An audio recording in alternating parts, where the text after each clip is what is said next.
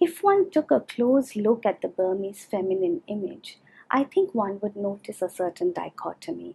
The Burmese woman had a distinctive role to play in her country's commerce, and consequently was far closer to the locus of social power, far more perhaps than her Indian contemporary. And yet, it was this influence in commerce which was the source of her autonomy, which was considered to be spiritually polluting. A few years ago, a friend from SOAS sent me a picture of Tara, which now forms a part of the book.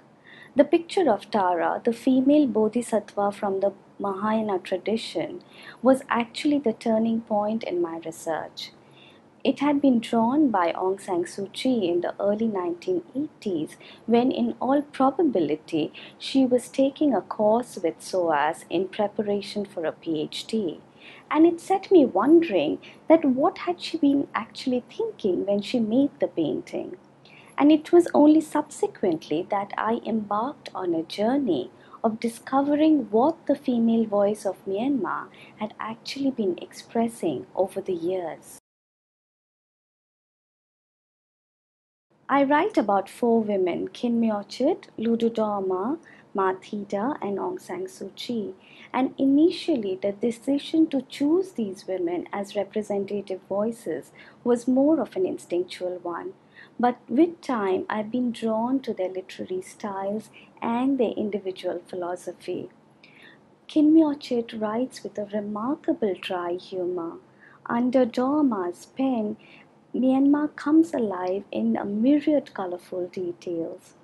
Mathida, her themes are multi-layered, her symbolism complex. The book starts in 1915 when Dorma was born in Mandalay to a family of churut makers, and Kinmyochit was born in her maternal grandfather's house in Sagaing, and subsequently it moves down all these years to the present times when the country is waiting for its next national elections in November 2015.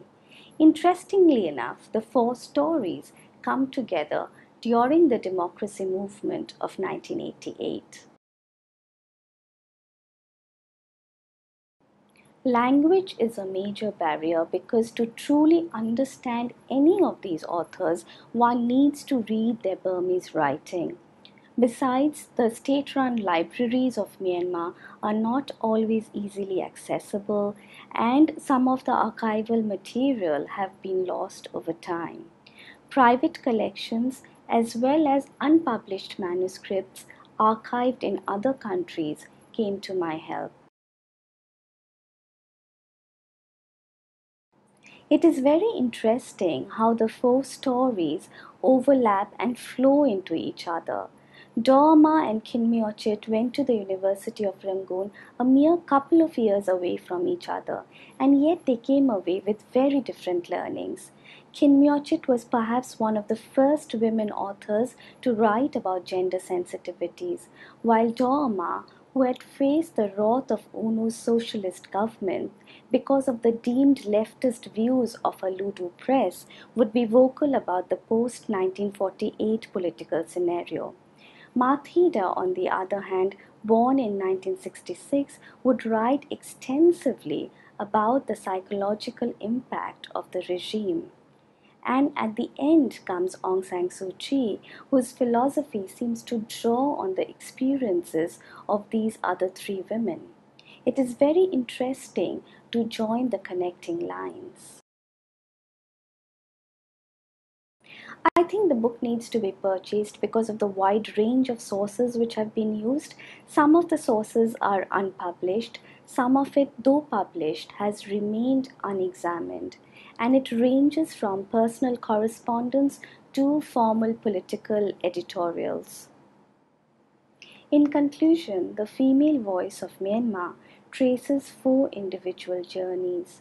The characters of the four women remain multidimensional, at times vulnerable, subsumed by the voices around them.